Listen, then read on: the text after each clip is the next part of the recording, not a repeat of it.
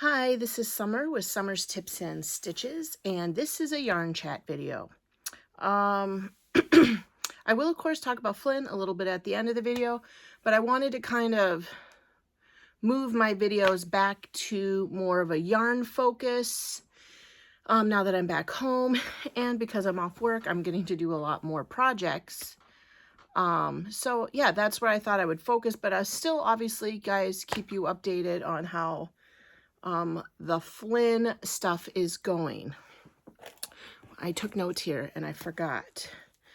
I'm trying to stay on track so that I can keep my description box correct. Sometimes when I'm in a hurry and I don't take notes, I then forget what I've talked about. Okay, so this is a yarn chat video, and the first thing that I wanted to say is I finally hit 20,000 subscribers. Yeah, I had been tooling around in the 19,000, 500, 700, 900 for quite a while. And I had said in my last video, which was probably exactly a week ago, that I was almost to 20,000. And then I checked yesterday and I was 20,100. My channel has never been about trying to be the biggest yarn channel there ever was, because to be completely honest, number one, I want to keep this a hobby. Number two, I am not really great at pumping out patterns. I have a few patterns here and there. I would say the biggest, the one I worked the hardest on, was for last year in February, the Gnome Along that I did. I wrote out a full pattern and made videos to go with. And to be honest, they're really low in the views. And so I think plus I really struggle with making new patterns and copyright issues. And I know this is going to seem crazy, but I feel like there's really not a lot that hasn't already been created. And how do I know I'm not infringing on somebody else's already designed pattern? I mean, there's only so many stitches. And so if I do a cowl and I just change the stitches to cross stitch versus, you know, a front post double crochet, it's still, to me, I struggle with the technicalities of it. But anyway, you guys don't watch me for patterns. You guys go to Bag O'Day, who's pumping out a pattern every day, and other people like that, Jada and Stitches. I'm just here to chat with. I started this channel so that I could talk to people about yarn because I didn't have a lot of friends who crocheted, and I love talking about yarn, and I love sharing my projects and showing things that I made. And my husband and my kids, I mean, they tolerate it, but I don't know that they care. So that's really the focus. And to get to 20,000 subscribers with me just talking about the patterns I made, the books I buy, the yarns I like, I think that's amazing, and I'm really happy. I'm really thankful for all of you. For listening to me and for subscribing, and for then also in turn caring about, you know, my family in this last few months and all that has happened with Flynn. So I'm really thankful, and I really love that I hit 20,000. Like I said, it's not my goal to get a YouTube placard and be a million and all that jazz, because I mean, there's plenty of folks that are doing what I'm doing, just sitting and chatting about video, you know, chatting about our hobby. So amazing. I am going to get together a giveaway to celebrate the 20,000. But yesterday was Flynn's doctor's appointment. Today, Wisconsin is having a little mini blizzard. School got canceled. They canceled it last night before they even knew how bad it would be. So I was planning on heading over to Joann's and grabbing up some yarn and doing a giveaway. So that's going to have to hold off a few days. But that will be coming, so keep your eyes out on that. Okay, so that is the beginning excitement. Hooray, thank you so much. I'm so thrilled. 20,000 is more than I ever dreamed I would get to for a subscriber count. Okay, so the next thing I'm going to give you is an update on my Granny Square project. I have decided to take a lot of the scraps that I use for making hats, because let's face it, that's really what I've been making over the last couple years. You know, like those small partial balls where you have like not enough to make a hat, although I have been striping my hats lately. But anyway, I decided to take a bunch of those leftovers and make little 4x4 granny squares, and then I'm gonna most likely join them with white. I haven't decided if I'm gonna go all the way around them with a layer of white and then join them with a single crochet, or if I'm just gonna just join them with the white. As of right now, this is mainly what I've got going on here. I've got a bunch of different kind of pinks, and as I was starting to run out of yarn, I would do like a center and a one color, and then an outer color, you know what I mean? Because I just really wanted to use as much of the yarn as I could. I'm trying really hard. This one's actually really ugly. I'm trying really hard to keep the yarn so that it's not changing colors in a new round. Like I want to complete a round, and it's one, two, 3 rounds. I want to complete a round with a color before I change color. So I've got a bunch of pinks. I've got a plain green variegateds. I got a couple grays and this surprise stripe from, I love this yarn. And then I've got one, this was the last of it with a gray border. I do have more of the gray though. And then bunches of different shades of blue. A couple of these like variegated ones. I think you saw that. This is a different one. This one. This is one where I have 2 different yarns. But as you see how I'm really trying, I don't know why I did this, the pink in the middle of the blue, that bothers me. This one is a color changing yarn, so there's that, and that kind of, I don't know how I feel about that. And then I have a couple purples.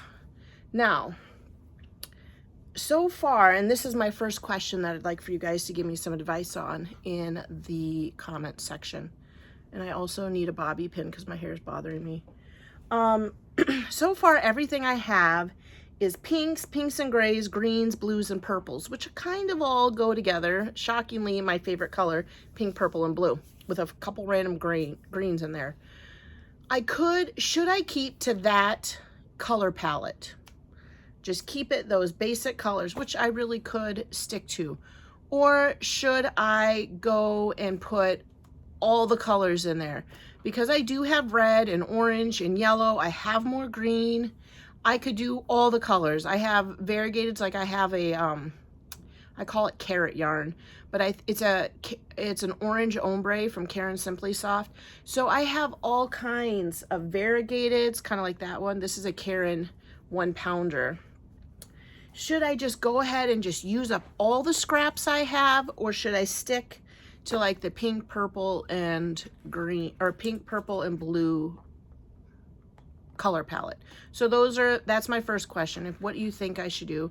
Honestly, I don't know. Part of me was like, let's just try to use as many scraps as I can and just get through it all.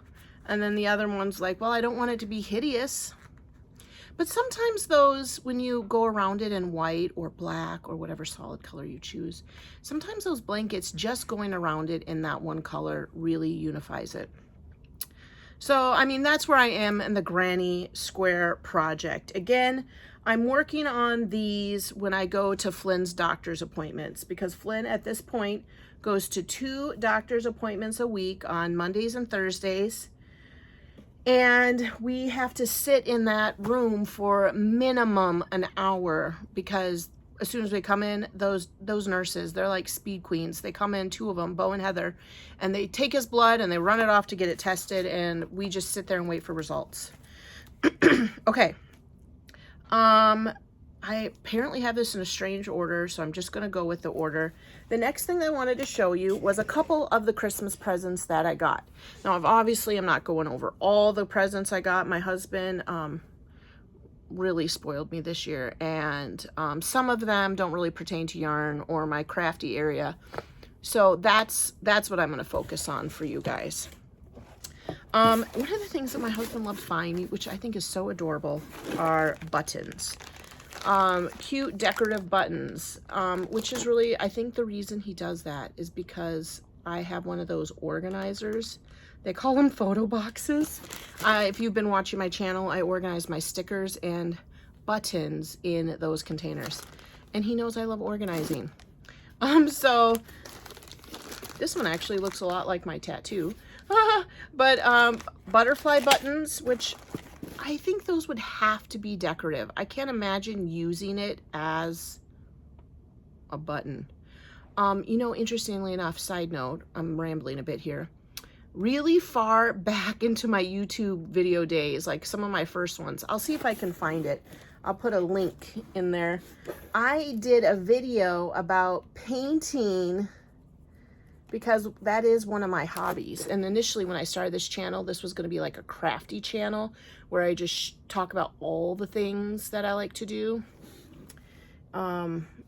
And I made a video painting with yarn, and it's like a 3D. And I actually have made 2 paintings like this. One of them, I'll put a link in the description to that one too. I took Karen Simply Soft and I made flowers and I glued them onto a canvas and I painted the stems and I used buttons actually. And then another one I made in the video, I painted these flowers, I glued these wooden buttons that my husband bought me, crocheted some flowers, glued them onto the painting, and I actually sold that at a craft fair for 40 bucks. So I think that's one of the things I could do with these. Long tangent, but I'll put a link in the description to those 2 videos. I actually have 3 altogether where I've used yarn to make a picture or a painting, if you will. The third one I just recently did, which if you've been watching me, you'll remember. I just painted a simple canvas purple and I made a bunch of roses, and then I glued the roses in the shape of a heart on the purple canvas. So if you want something fun to do, you can get those cheap canvases at Hobby Lobby. You now at the Dollar Tree, you can get all the acrylic paint you want for $1 or $1.25, our Dollar Tree is. And you can incorporate your crochet and your wooden buttons into some kind of painting. So I'll link those 3 videos down below if you're interested. Whew, I don't even know. It's been so long since I saw that other video, that very first one. Like literally, it's in my first 10 videos I've ever made. So brace yourself for that one. Okay, so the other buttons my husband gave me, these ones are much more practical for like baby sweaters. Just wooden circles. Look how cute that one is, with painted designs on them. I actually also have a video about that where I bought a bunch of plain wooden buttons from Walmart, and I was going to decorate them like this. Let me just tell you, it's much harder than it seems. And then he got me these beautiful daisies. This would make a really, I'm actually getting an idea to do a craft project right here. And then the last are some more circle buttons with different designs on them. So yes, this is amazing. Though, oh, also there's a random piece of candy in that box. And then also, I don't know where these came from, but I hijacked them because I like containers. And I put them in my button box. So I need to organize my buttons, and I'm kind of right now on my mind thinking about some kind of a crafty project that I can do with some of those buttons that aren't necessarily sewing them to the sweater. I think the circle ones I can use. The other 2 things that he got me, and I'll put links in the description also to the buttons and these books that I'm going to show you if you would like to try to purchase them. I think I've had this in my Amazon cart for a really long time, saying that I wanted it. Indispensable stitch collection for crocheters. 200 stitch patterns in words and symbols. So that should be really fun. I've often thought about doing a blanket where one square is a different type of stitch. I haven't ever done that. And I do think I have a similar book to this that I think somebody gave me. Oh my gosh, look at that one. Look at that. That kind of looks like cable crochet or cable knitting. So there's some really complicated ones, and then they have diagrams, and then they have the picture, and then they have the word. And one of the cool things that I'm not going to say I'm excellent at, but I can read crochet diagram. And that's where they take symbols and they line them up, and you know that a stick with one line through it is a double crochet. And so they have pictures where they have those symbols. I think they have diagrams like that for knitting, and someone figured out how to do that for crochet. So very cool. He bought me this book. I have no idea how much it costs. I didn't look this up before the video. But I'll put a link in the description to that book. And then the other book, which I'm really thrilled about, and I usually grab one of these books at Michael's. I love these. Now, have I made anything out of these books? A few of them I have. Most of these come out of the kawaii origami, but I don't think I've made anything out of these beautiful. Like, these to me are just gorgeous. The two that I have flagged that I'm thinking about doing is this bee. And the thing that I love about this bee is that it looks like it has its head, and then it's crocheted a cap. And then on that cap is where you sew the antennas and the flowers. So that's going to make it easier. To me, it's easier to sew it on the cap versus through the head. And then that hat gets put on the head. And then there's two wings, and it looks like it's just a plain shirt with like some kind of like back post crochet, or not back post, back loop, so it gives it that ridge. And then you crochet a little bag for it. And look at that little bee standing on its stinger. So I'm thinking about doing that one. And then the other one that I just thought was so, I mean, there's some of these that are just so adorable. Like this one, super adorable, but that looks complicated to me. The other one that I thought looked really adorable that I wanted to give a try was this cute little hedgehog.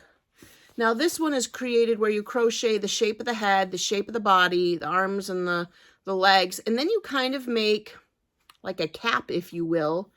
You crochet this piece that you sew to the head, and then you make the spikies, if you will. So I'm pretty interested in trying that one.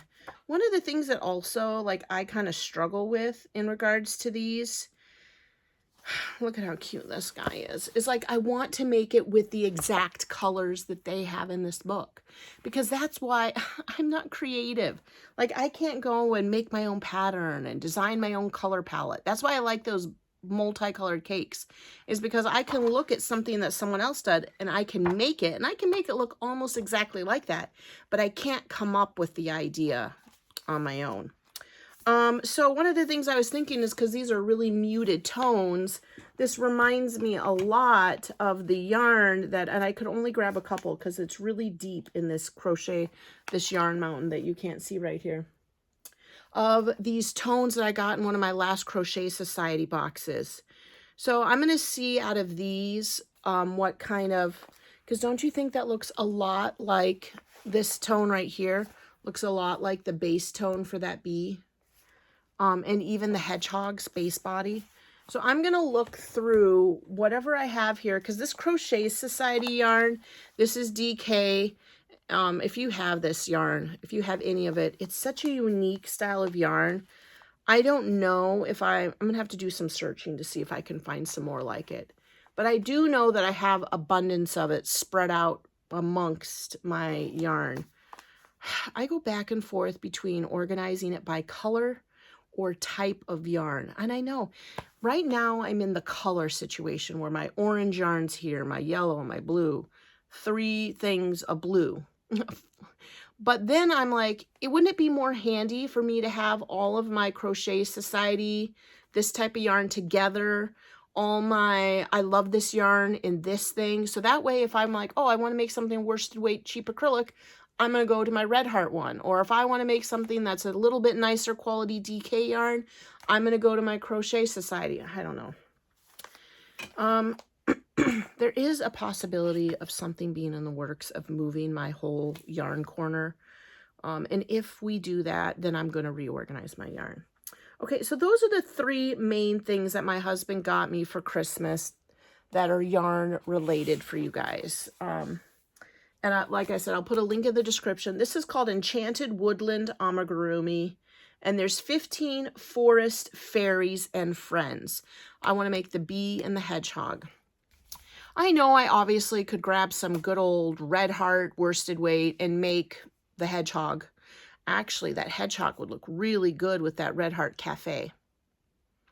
But, and I did stock up on that once, but we'll see. I have 1 more month off of school before I have to get back to work. Okay, so the project that I started working on yesterday is one that I've done in the past. So every year at Christmas, my sister and I, whether we're together or not, make these things that we call pickles. Now, I know other people in the world call them different things and use different ingredients, but this goes all the way back to my sister and I when we were little, and we were with my stepdad's family, our great Aunt Helen, and she called them pickles. So that's what we call them. But I've also seen people call them Midwest sushi, and that's where you take a giant fat dill pickle. You really should dry it off. Don't ever skip that step. Dry it off, pat it off with a paper towel or whatnot. And then you take the budding, cheap lunch meat. That's what we've always used. Now, obviously, I'm sure I could use more expensive lunch meat, but I like that real thin, budding lunch meat. Corned beef's my favorite. And then you take the cream cheese and you smooth it. Now, one of the really nice things is over the years is we have that whipped cream cheese where before you had to really let the cream cheese sit out all day. And you smooth it over the lunch meat, then you layer another one until you have a nice long layered lunch meat row, and then you roll up your pickle, give it a good squeeze, put it in the fridge, and then you can slice it. Now, I know people have made those with other things before, but I'm telling you, that's my favorite. Big fat dill pickle, cream cheese, budding lunch meat. Because I've tasted other people's. I see them at like buffets or potlucks, and I go to take a bite, and I'm like, ugh, it's not a pickle. But anyway, all of that to say, I made some this year, even though I was home and my family all met without, you know, they got together. I went and bought a big jar of those kosher dill pickles.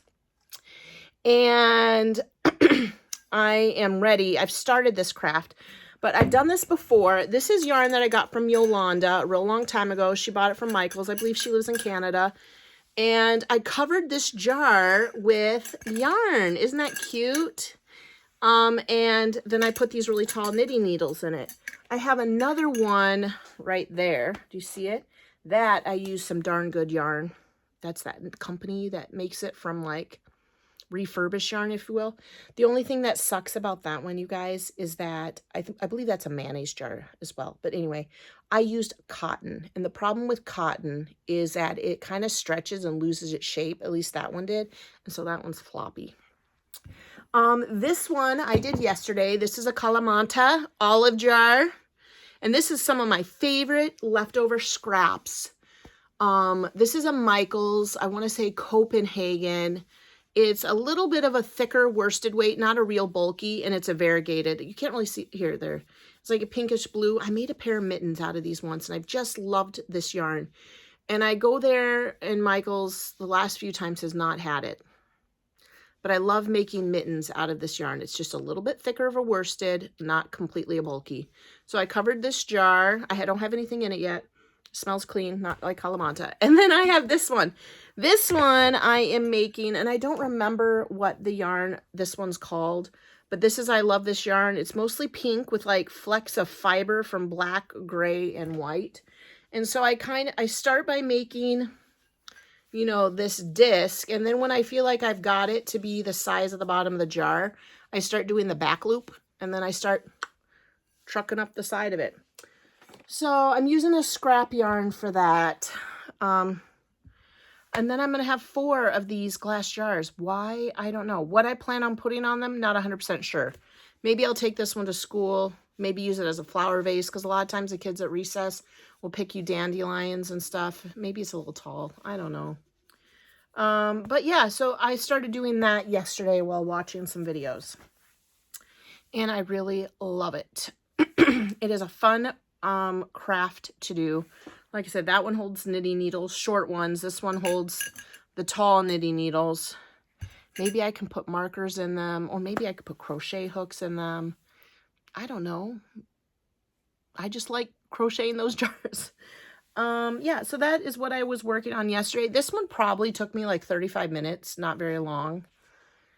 And then this one, we ended up having a much busier afternoon than we anticipated. So I had to stop, and I have not continued.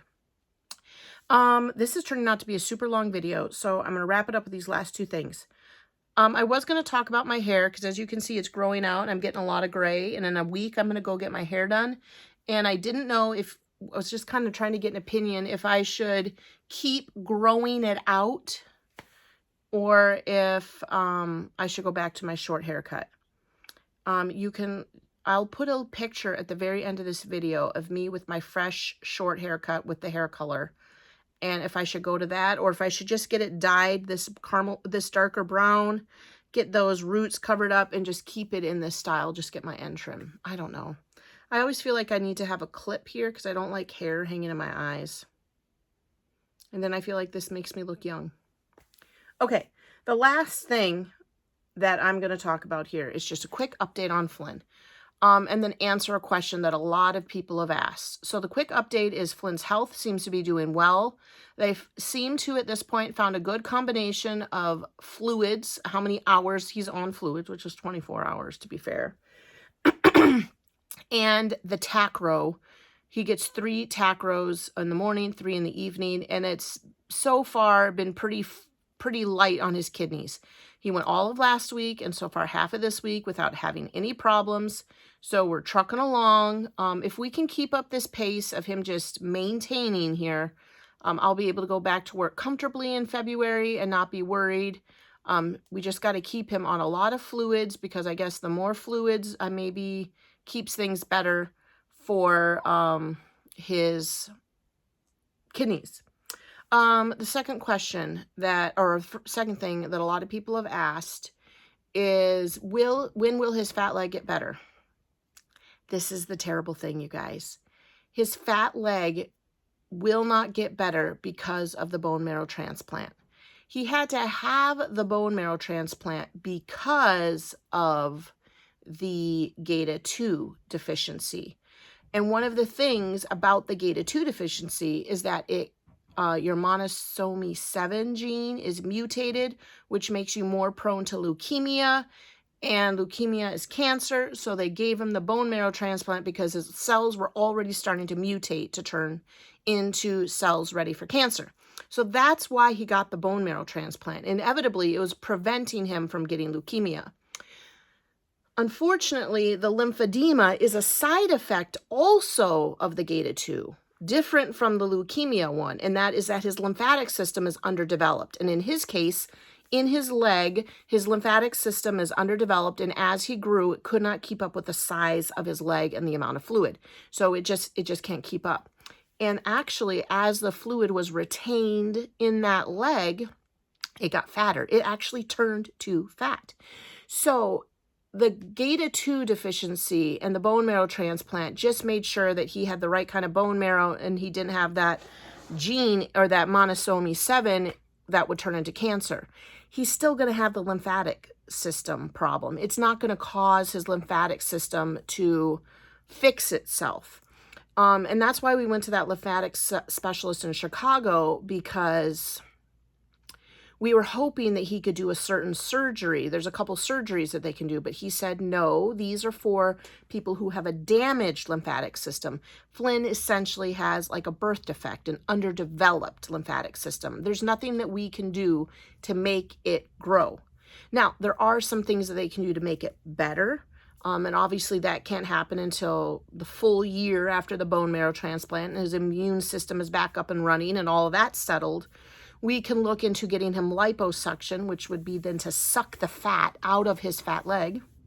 But then Flynn is always, for the rest of his life, going to have compression and lymphatic therapy. He's going to have to continue to exercise because that's a real big one to keep the fluid from turning into fat.